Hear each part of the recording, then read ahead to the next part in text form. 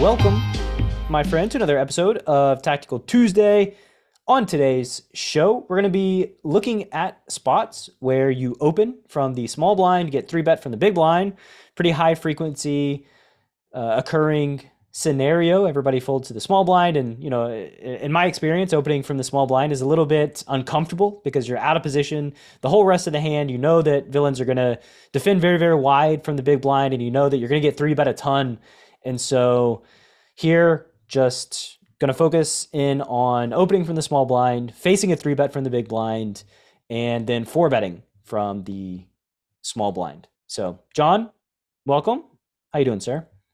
Doing good. Pretty excited for this episode. Like you said, 3-bet pots out of position as a pre-flop caller, blind versus blind, are just a really, really uncomfortable, tough node to play. One of the things that you can do to try to get away from playing that node as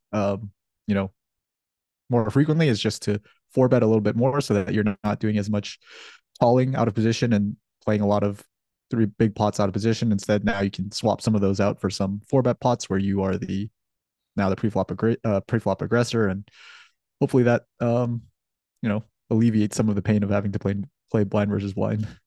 Yeah, and I would say it's going to alleviate some of the pain, but it's always uncomfortable when everybody folds to the small blind and you open, right? You're opening an uncomfortably wide number of hands, and again, you're facing resistance at an uncomfortable clip, and you're out of position throughout the whole rest of the hand. All of those things mean that you should feel uncomfortable when everybody folds to you in the small blind, right? It's not a slam dunk easy spot to play. It's quite challenging, quite difficult. And so when you're in that situation, you're confused or flustered or get anxiety, I would say that you're on the right track. You should feel all of those emotions. They shouldn't ever go away. This is a complicated node to get better at and to deal with. So with all of that said, let's dive into hand number 1. We got a quadfecta of hands coming at you today. I haven't seen them, but I know that I uploaded 4 hands into Hold'em Manager. So let's see what's going on. Let me guess. Everybody folds to the small blind in hand number 1. They do. Yeah, so the first... nailed it.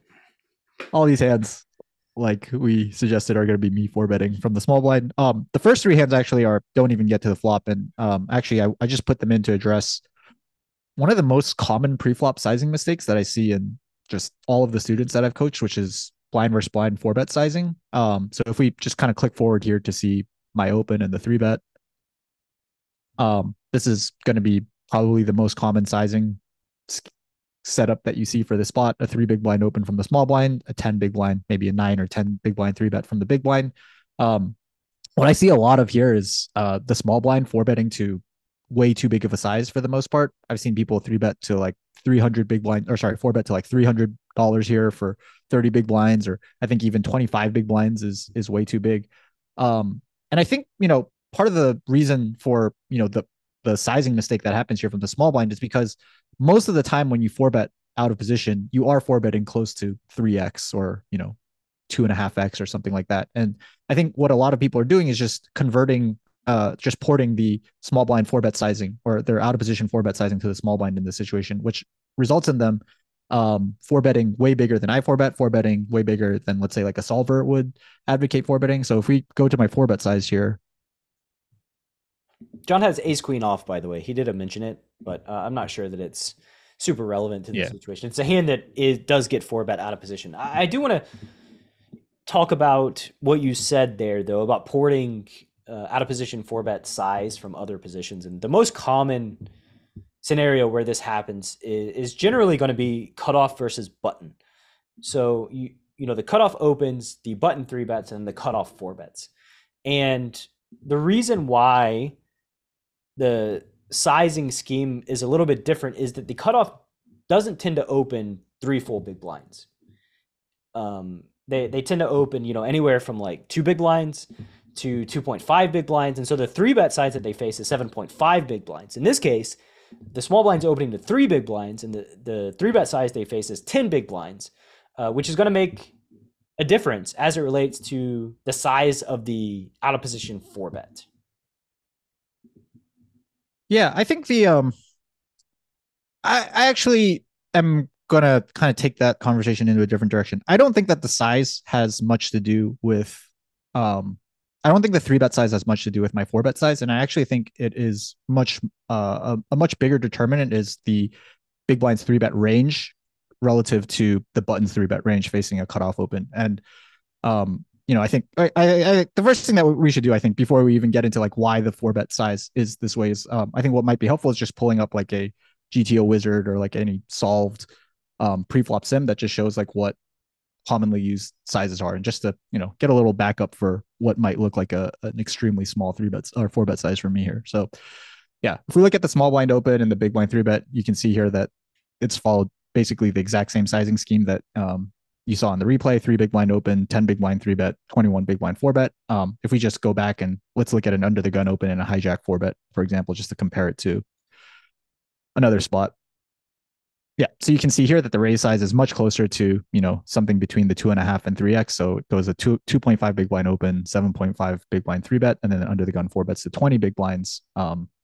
If we followed sort of the same sizing scheme that we did for blind versus blind, we would see the under the gun 4-bet be something around the size of like 15 to 16 big blinds. So this is just like, clear sort of solver indicator that like, hey, your 4-bet size from the small blind should be significantly different than your 4-bet size from other out of position spots.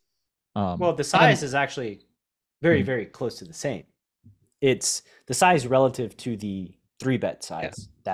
That's shifting. The size relative to the 3-bet size. Yeah. Under the gun is 4-betting to 20 big blinds, and the small blind is 4-betting to 21 big blinds. So the size of the 4-bet is very, very, very similar.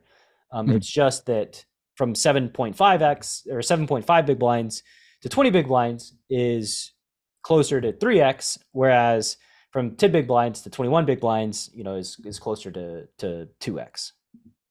Yeah, and kind of what I wanted to get at was that like I think that the reason for like the 2x sizing pre-flop when you're blind versus blind is mostly a function of the big blind's 3-betting range and the fact that it's a polar range. It's the only range that 3-bets in position using a polar range. If you think about what the button's 3-betting range is facing a cutoff open, it's it looks extremely linear, right? It usually starts out with like the top left hand corner of the pre-flop grid and starts moving its way down towards the bottom right, all the pocket pairs, all the suited hands. Whereas here, if we were able to see what the big blind 3-betting range is, it includes a lot of just kind of trashy hands like 10-3 suited, king 7 offsuit, that none of the other positions 3-bet IP.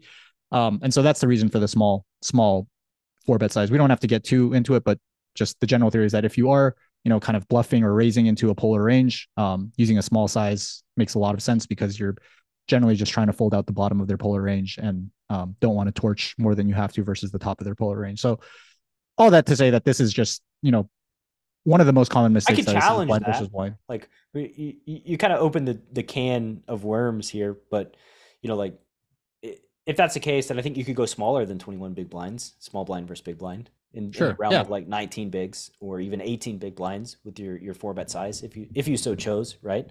And this is I think for the listener, what's really important to consider too is that it's difficult to prove, right? Like one way or the other, the exact why of the 4-bet sizes relative to the 3-bet size in both of these spots. And I would say, like the polarization aspect of blind versus blind definitely is going to play a role. And I think there's like an information role that's played as well with blind versus blind specifically. That everybody's folded to the small blind, right? Before the action. So there's like no unknown information, right? And I think like when the cutoff opens and the big blind and the button 3-bets, for instance, there's a lot of unknown information before the cutoff gets to act again. They can get cold 4-bet from either player, right? When under the gun opens and hijack 3-bets, they can get cold 4-bet from the cutoff, the button, the small blind, and the big blind, and that is going to have an effect on the range makeup of the 3-bet itself, which is essentially going to force the 3-bet itself to be more linear in nature than the 3-bet from the big blind, because the 3-bet from the big blind there's nobody left to act. Essentially, there's no unknown information of a player who's yet to act, and that can also play a heavy role as to the hand selection that they decide to 3-bet with in the first place. Yeah. Having 2 live ranges behind you is a really big deal, especially compared to having no live ranges behind you. Huge deal. Huge. Okay. So let's see this hand. So yeah, these are just going to be 3 quick pre-flop hands where I just basically show, hey, this is actually like the 4-bet size that gets used, especially at higher stakes. You can see very clearly here that the 3-bet comes from one of those sort of trashy bottom of range polar hands, the 10-3 suited. And so yeah, when you are kind of 4-bet bluffing pre-flop, like the auto folds that you're trying to realize are from these types of hands, so there's no need to go super big. Right, and Villain is getting 2.81 to 1 here to call pre-flop, and 10-3 suited certainly is going to have more equity than 26%, especially like hand versus hand, right? Is going to have, in the order of like 35-40% equity versus ace queen off, and them not realizing that 35 to 40% share of the pot is a big deal. Yep. Hand number 2, you got the king jack O, small blind, you open, same sizing as before, the big blind 3-bets to 10 big blinds, you 4-bet to 210, and Villain folds. As you said, you're not going to get to see a flop. So again, here the big blind 3-bet the 10-9 off, which is a hand that, again, like has a significant amount of equity versus king jack off. And you actually have a hand 2 jacks. And yeah, it's kind of interesting. You sized up a big blind. Yeah, you sized up 1 big blind in this. My excuse is going to be that we, well, actually, I don't even have an excuse. Yeah. I was going to say that we're a little deeper, but. No, yeah, you're not deeper at all. It's subconscious. Subconscious, yeah. Just add that extra little bit of 1 big blind. And then here, Villain did 3-bet the 8-9 off. So this hand has much less equity than before. So didn't really win a lot, except you priced them out to call with a hand that you completely destroyed. So you got that going for you. Next hand though, after the break, we'll see a flop. All right, we're gonna see a flop and a river. Cool. Nice pre-flop discussion. And so stick around after the break. Let's see a flop. Coach Brad, the founder of Chasing Poker Greatness, here with an announcement as we usher in the brand new year. The CPG marketing team has joined forces with a collection of poker rock stars to put together a $40,000 giveaway in poker training content and poker coaching. They probably don't want me to say this, but giveaways are not really my thing. So my belief is that human beings tend to value the things that they pay for a lot more than they do not, which is why this will almost certainly be the last giveaway that CPG ever does, and also why I've decided to include a prize that you simply can't buy on the open market, which is a 2-day, 8 total hour poker weekend workshop led by me. Including the workshop, CPG is going to be giving away courses, private coaching sessions, database analysis, and optimization sessions, and in total, there's going to be 100 prizes that are given away. Brand partners include PLO Mastermind, that's ran by the great Jay Nandez, MTT legend Alex Assassinado's Poker Head Rush, KL Cleaton's Range Trainer Pro, Zach Elwood's Reading Poker Tells, Dr. Trisha Cardner, and Intuitive Tables. For all the details on how to enter the New Year's resolution giveaway, head to chasingpokergreatness.com/New Year's. One more time, that's chasingpokergreatness.com/New Year's. And be sure that if you enter and win, you do the work. That's the thing that ultimately matters.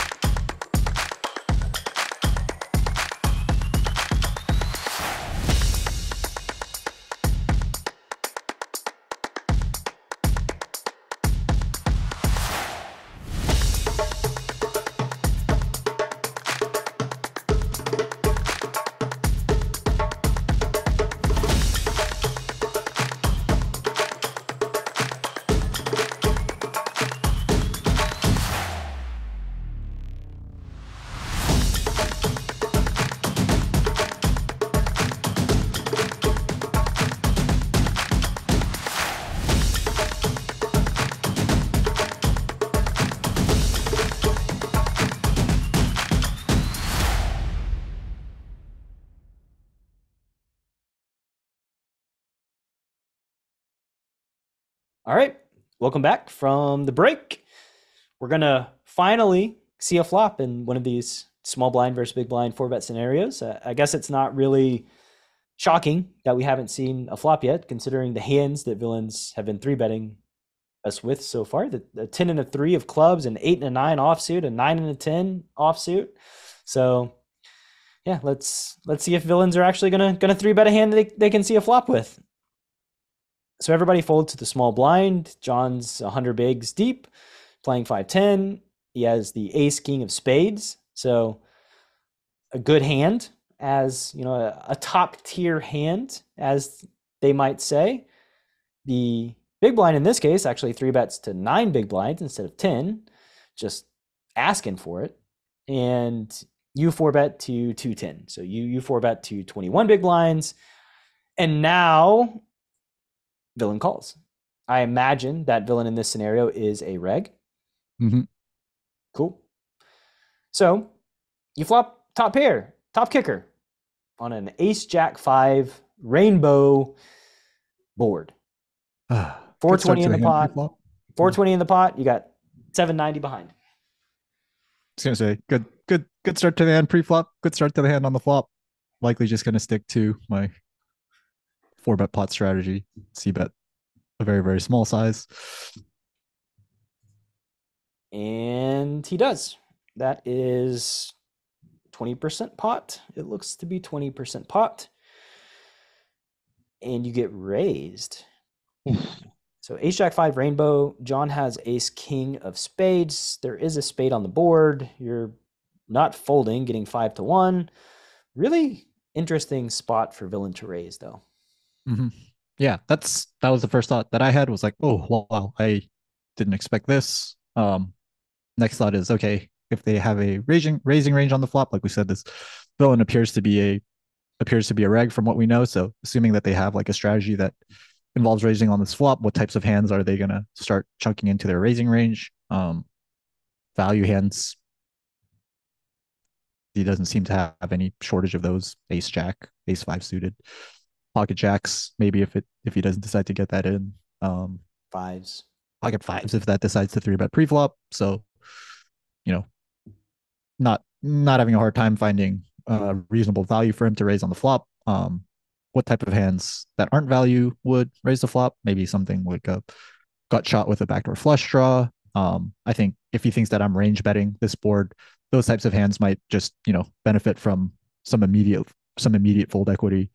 They also put different parts of my range in very uncomfortable spots, and including a hand that's pretty strong like ace king, but definitely hands like kings, queens, tens. It's quite troubling. Whatever jack X. This is quite troubling of a raise to face. I have to be honest. I'm troubled by this development, because when I think about their range holistically, I think like, okay, so what hands would be like the best raises here, right? If you did have a raising strategy, like what hands would fit in there?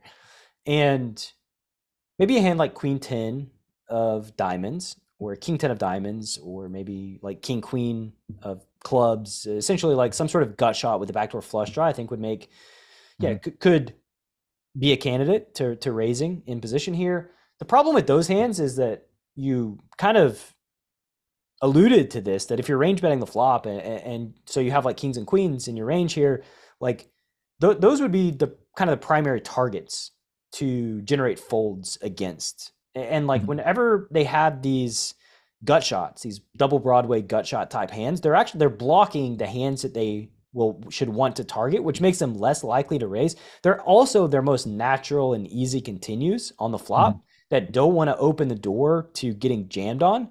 So the fact, like, so I don't think those hands are actually great candidates to be in the raising range itself. And so like if you were to like press me on what hands, go one tier below that, it would be some kind of 3 straight that is on the bottom side, like 6-7 of spades, or 8-9 of diamonds, 9-10 of diamonds, 9-10 of diamonds, maybe something like that. I think would be the best candidates to raise the flop with, and not the suited Broadway gut shots. But that's just my gut intuition.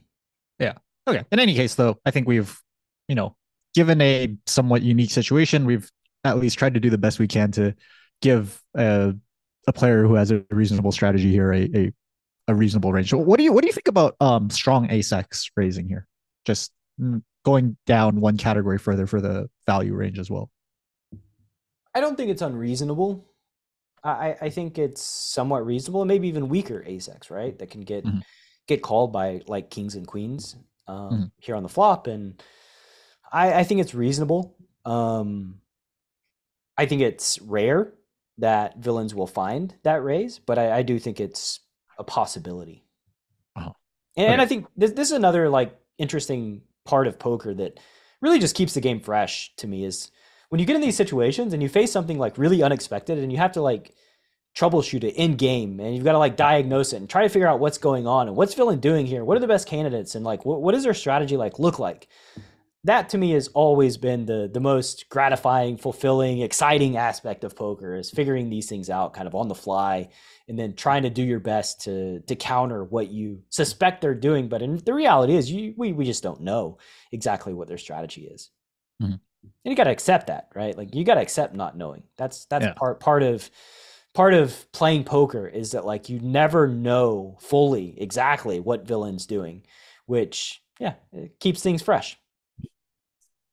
I'm guessing you call the flop raise. Well, I mean, I don't even know. Should I call? Should I jam? Like what? Like what do I do when I call? Like I can sort of see like what's going to happen downstream. Like what we're going to have like an SPR a little bit under one. I'm going to say like this is going to be controversial.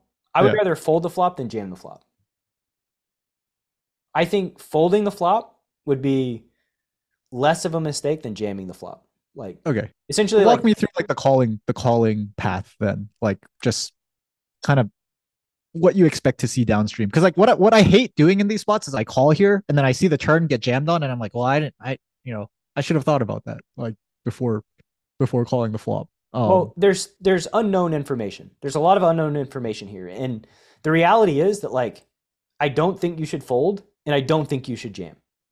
And so like, that only leaves you with one choice, and when you have three options and you can eliminate two of them, you really only have one choice, and that choice is to call and then take the future information as it comes. I don't know what's going to happen on the turn. I don't know what the turn card is. I don't know what size I'm going to face. Like, and what the turn card is and the size that I face is going to help me navigate the turn as well. And so like, I'm not exactly sure what I'm going to do on the turn, but I could just see it going a lot of different directions. You know, it's not like inconceivable that we call the flop and the turn checks through. You know, it's sort of what I'm hoping for. And it's not inconceivable that like you turn a spade and villain bet small and you just have like direct odds and equity to call the turn. And then when you call the turn on a spade, again, like it's not outside the realm of possibility that the river goes check and villain checks back a hand like, you know, ace four suited, where they like raise flop, bet small, and then wanted to realize their equity and you just won it showdown, right? So I think in a world where you can face a spectrum of future actions on a spectrum of different turn types, that you know there's going to be ambiguity. You're not going to know what to do in a lot of spots, and like unless you're some kind of fortune teller or soothsayer, right? Then in which case you probably know how to play the rest of the hand regardless. So like to me it's a matter of you got three options. Two of them I don't think are great. One of them makes the most sense, so I'm going to take that and then figure out the future as it comes. All right, so I call. Stick to the only option that we have. No, you get a spade. You turn a spade. Sure. You check. So it turns to eight of spades. John checks. He now has top pair with a nut flush draw, and villain bets small. Actually, half of John's stack. Yeah, so it is small relative to pot. It's 223 into 878, but it is half of my stack and a little bit over a third of. Yeah. Again, you have direct odds to call. I don't see another option other than calling. What? Okay, so I did not call here. I ended up jamming. My thought process here was, and I think maybe I'm just like reading way too much into the big bet. Oh, sorry, the raise on the flop and the small size on the turn. Once I didn't get jammed on the turn, I was really, really worried that this was starting to be like the range that, you know, we talked about where it small bets the turn and then checks back the river. I thought that a lot of the hands, especially on a turn that adds a little bit more dynamicism to this board texture, a little bit more wetness. That a lot of the value hands that raise the flop um would just jam the turn. Also, if we could go back to the flop, I'm also like, if I'm being like totally honest, I think that like there's a little bit more um I think that like regs in the pool, I think skew a little bit more towards just like raising the ace X portion of the range. Maybe it's the weak ace X portion of their range, or up to the strong ace X port. Maybe it's every like one pair ace X that they have in this spot. And I think that the turn size is like really, really, at least to me, it felt really, really indicative of like that part of their range, and not the ace jack, pocket jacks, pocket fives, ace five part of their range. I think I'm just reading way too much into turn size, and this could just be a reg who's playing a strategy that just every time they raise a flop, they block the turn. Definitely on ace jack five. I mean, your 4-bet range, like when you 4-bet and then call the flop raise, like you're gonna have, yeah. I mean, the board gets a little wetter, but like relatively speaking, it's not super wet. Like the 8 of spades, okay, like now you're like king queen of spades specifically has more equity. Your ace king of spades specifically has more equity, but that's just a small portion of your range that picks up equity. Like they don't, if you flop a set of fives here, you don't have much to like protect against. This is kind of unlucky for them that you do have a hand that can directly call the turn, like has a direct price to just call and try to realize their equity on the turn. Like to me, right, that would just be like unlucky from their perspective. Like I would always bet small in the turn with my value if I had a raising range on the flop. Doesn't really matter what the turn was. I would still bet really, really small and then jam rivers, because most of your range that calls the flop raise and then calls the turn bet is going to be ace king and ace queen, maybe ace 10 or whatever ace X type hand 4-bets pre, but that's going to be the majority of it. And the majority of that range versus pocket fives is drawing stone dead. So like I don't want to jam and like lose like ace 10 on the turn. I want to, put it on the 3 easy installment plan and go really, really small and then jam river. Okay, so then if we can click forward to the turn, does a hand like ace 10, like what hands bet fold the turn here?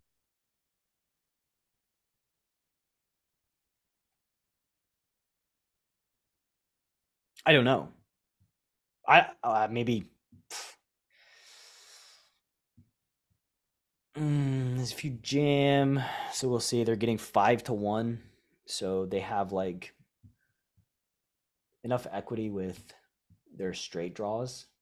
They're like backdoor straight draws, I guess. Yeah, And still call. It would have to be like some sort of stone cold airball, like king deuce of hearts or king deuce of diamonds or something along those lines that the gut shots like king queen off is not going to call the turn. Some of the king 10 suited are not going to call the turn. The queen 10 suited are not going to call the turn if that's in their range. So I would say like those are the hands that are going to fold when you jam, getting 5-1. They're low. Okay. They're worst of the worst, or lowest of the low equity hands. Follow-up question: would you expect those low equity hands to bluff the river if I check call the turn, keeping in mind that I will have 1/6 pot? I don't know. I don't know the answer to that, and it makes me uncomfortable. But just because I don't know the answer and it makes me uncomfortable doesn't mean that I'm going to bypass getting direct odds to what I know is a turn call that will make money, period. And realistically speaking, if the money's going to go in, I would rather them put in the last 1/6 bet on the river and call than put the money in on the turn and they like call like fairly quickly. I think you're just like, I think ace 10 off should fold to the jam on the turn. I don't think like it doesn't have enough equity to call for facing the jam. I think your range when you jam the turn is ace king and ace queen and maybe like ace jack, right? Like maybe like top 2, but there's no portion of your turn jam range that ace 10, because like in order for like ace 10 to call, they need to be like, oh, this dude, like, oh, he called the flop raise with like king queen of spades, and now like facing a bet of half his stack, getting direct odds to call, is going to jam the turn and pass trying up to just fold out ace realizing 10. his equity and seeing if he could make a good hand. Like, get out of town. Like, you, this your turn jam is just pure value driven. You don't have any low equity hands in your jam, and so like if they did have a hand like ace four, ace 10, they should absolutely fold. Like, there's Okay. no doubt about it in my mind that their top pair weak kicker should fold facing this turn jam. Yeah. Okay. So I think that even with their top pair weak kickers facing their turn jam, again, the main thing that I'm like, I sort of, this was my follow up question was like, do we expect like the low equity hands that raise the flop and bet the turn small to jam the river? And Maybe. my answer was, I mean, in game, as obviously you can see from my action, was that I was very, very unconfident that they would jam the river with their bluffs That's once true. I call the turn. And if they're king queens and queen tens, you know, when they brick, if they never jam, um, makes it a little more uncomfortable to check call the river if we only expect, you know, the hands that are better than ace king for the most part to be jamming. Also thought that, you know, who knows, maybe like some of those hands, some part of their range that bet small in the turn that's worse than ace king just calls it off. Maybe they don't, you know, have the discipline to fold a hand like ace 10 or ace 4 or Maybe. queen Maybe. 10 that now turns a double gut shot. But I mean, isn't it pretty nice? Like, make it to the river node and get like an amazing price, and tell yourself, well, they don't have to be jamming like queen 10 very often for me to bluff catch the river. Like, they don't have to have that many like low equity jams for me to bluff catch the river. So like, Yeah, that calling is the really river nice. is like not going to be a significant mistake. That is really nice. I guess what I'm worried about and what I'm maybe seeing too much of here on the turn is that the only times they jam the river are going to be when they, you know, when there's 1/6 pot left behind. The only times they jam the river is when ace king is losing. So Sure. yeah, that's what I was, you know, kind of fixated on here. Yeah, I mean, it's sort of an assumption, right? Like, and again, like I'm making assumptions too, and I don't really know. Like, we don't know. We're in a tricky, interesting spot, but I just know that like when I don't have any low equity jams in my turn range and villain is polar, I don't tend to jam, regardless of the SPR. I mean, if they put, you know, if they bet everything but like $1, okay, I'll put the last dollar in. But like Yeah, with any like decent percentage of my stack remaining, I'm just not going to have a raising range on the turn here, which could cause some problems. Like, villains could take advantage of that by over realizing their equity, and you know they could, yeah, it could create some problems. But I do know too that if I don't have a turn raising range, then I'm going to have like a set of aces here. I'm going to have a set of jacks here. I'm going to have like top two here. I'm going to have like I'm going to be well protected in my range, and not having and like having the discipline to not jam, I think makes for a holistically stronger long-term strategy than jamming here just because, you know, you're like, ah, well, they can overrealize their equity. I don't really know what to do on the river. They're betting half my stack. Do they ever bluff the river? Like, all of those questions, they're critical questions. They're important. But I just preserve my personal strategy over feeling uncomfortable or getting to a node that I don't really know what to do. And over time, what you kind of realize when you take that approach is that you get more comfortable being at nodes that you're unfamiliar with, and you don't really know what to do, and you don't exactly know what villain strategy is, and you have to kind of figure it out on the fly. I think that that's just kind of part of the inoculation process of dealing with the, you know, the inherent ambiguity that everybody experiences when they play poker. yeah, and I think like another, you know, an argument to make for your strategy is that there are rivers where you are going to know what to do, right? 20% of the time, the river is going to be a spade where you just have the easiest check call on the river if you check call the turn. Or And so it's king. not like, okay, You the beat money ace calls me jack. not a king. I mean, you beat ace jack, right? Like, that's a big deal. You beat ace five suited, so like Yeah. your hand does Okay. get promoted to beat some of their value hands. So Sure. Sure. Yeah. Okay. So if they do jam the ace jacks and ace five on a king river, then yeah, we can, you know, we can check call on a king as well.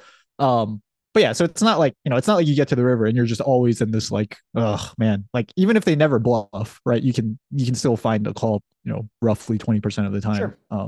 Yep. And maybe that's good enough because you're only facing a bet that's 1/6 pot and you're, you know, you're meeting MDF. Right. So yeah, maybe that's I think if I think about it in those terms, it makes it much more clear that the turn call is the way to go. I suspect that the strategy villain's deploying is almost pure value heavy. That's my actual suspicion. Yeah, ended up being I don't know what you want to call this, but it feels a little merged. So you call or you jam and villain calls and we're all in. Villain ends up with ace queen off. Wow. Um, I mean, I guess they're going for value and then on the turn just throw their hands up and call all in, hoping to God that you have something other than all the hands that That are better than ace queen, or only hands that are better than ace queen. Yeah. I mean, this is another like interesting unknown, right? That like I can rationally say that like I think ace X should fold facing the turn jam, ace 10 and ace 4 suited.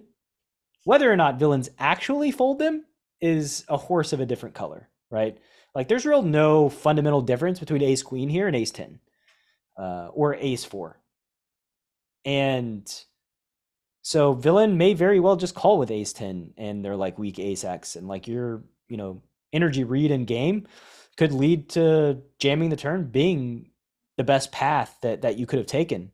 I actually wonder too whether or not like if the river's like a deuce, does villain like jam their ace queen for value facing check? Mm-hmm. Probably. Mm-hmm. Like they probably jam their ace queen facing check on the river, and if they did that, then that would make calling the turn quite good as well, like quite a viable path because like the money's going to get in either way, so you don't like lose value from when villain has these types of hands because they're just going to put the money in themselves. So yeah, quite an interesting hand, and I can't believe that we talked about this hand for 22 minutes. By the way, things got out of control. It got a little bit more complex than it appeared at first glance.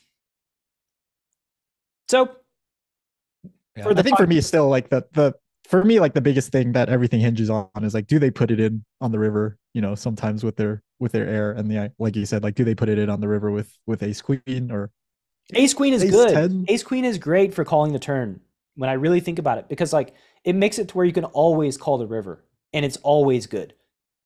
Like you can call the turn bet and you can always call the river bet if they have ace queen in their range, and like there's nothing they can do to crush you, right? Yeah. Well, like what I was going to say was that like I would like to, if I could know the answer to some questions, I would like to know the answer to, do they bluff the river for a 1/6 pot with their king queens and queen tens, and also like do they jam the ace queen on like a deuce river, for example? Like yeah, if they do all of those things, then yeah, I'm totally on board with check calling the turn. I think the first question doesn't matter if they do jam ace queen.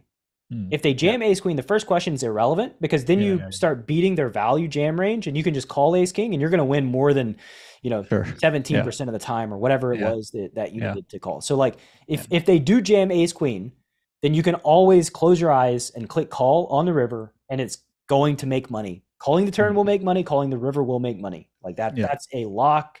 They don't need to jam any of their bluffs if they have ace queen. Yeah. So I guess that's all I would like to know the answer to going forward would be like, okay, the hands that raise the flop on an ace high board, that's small on the turn. Do those hands check back the river, or do they value jam the river with one pair? It appears as if they're going to jam the river because they called all in on the turn, and that's I don't know. I don't think you can make a connection between those two things. So they put all the money in when you take a stronger action, and they're not going to put the money in when you take a weaker action? Well, they have an opportunity to improve when they put the money in on the turn against some of the hands that I'm taking the strong action with. On the river, it's, I think, again, like I think this is, could sort of be like a similar maybe like oversight that to what you were making with like ace queen and ace 10, not calling the check jam on the turn is like, I think just because those hands call check jam on the turn doesn't mean that they're necessarily planning on jamming the river for value.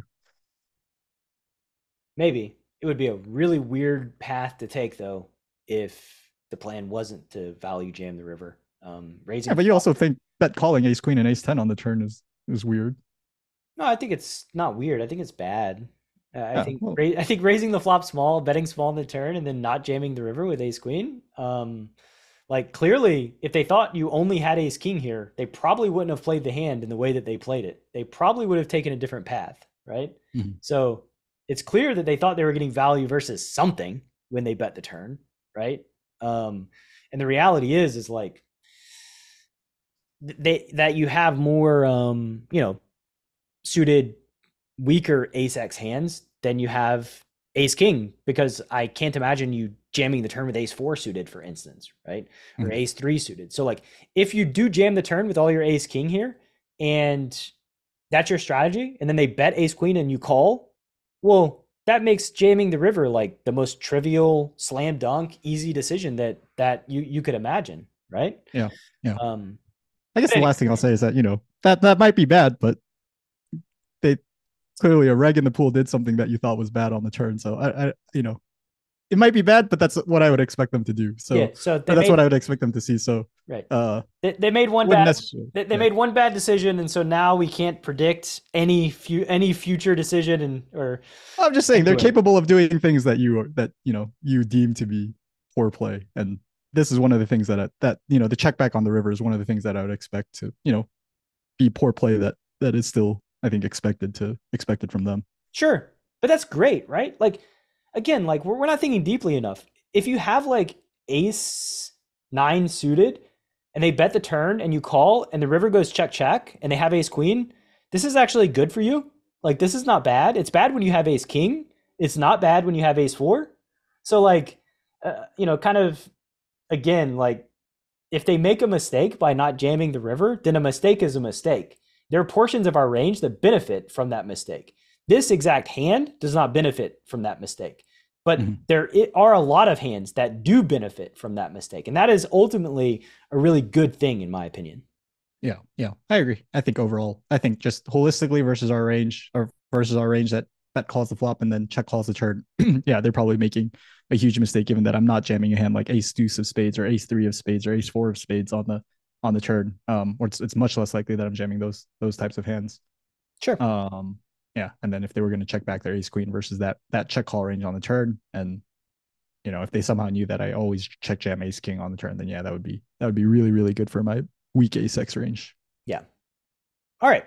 Well, phew. Tough episode. Great episode. Well done, John. It's a tough hand. Way to put together a great theme.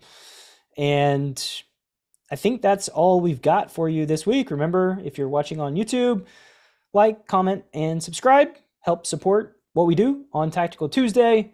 And for the podcast listener, also, you know, comment and subscribe wherever you're listening to your podcast from. That's all I got for you on this week's episode of Tactical Tuesday. See you next week. Thanks for listening to Chasing Poker Greatness. You can subscribe on Apple Podcasts or on your favorite podcast app. Go to chasingpokergreatness.com to get the newsletter. Join the Greatness Village community, book a coaching session, or dive into the latest data-driven poker courses. Follow the show on Twitter at CPG Podcast.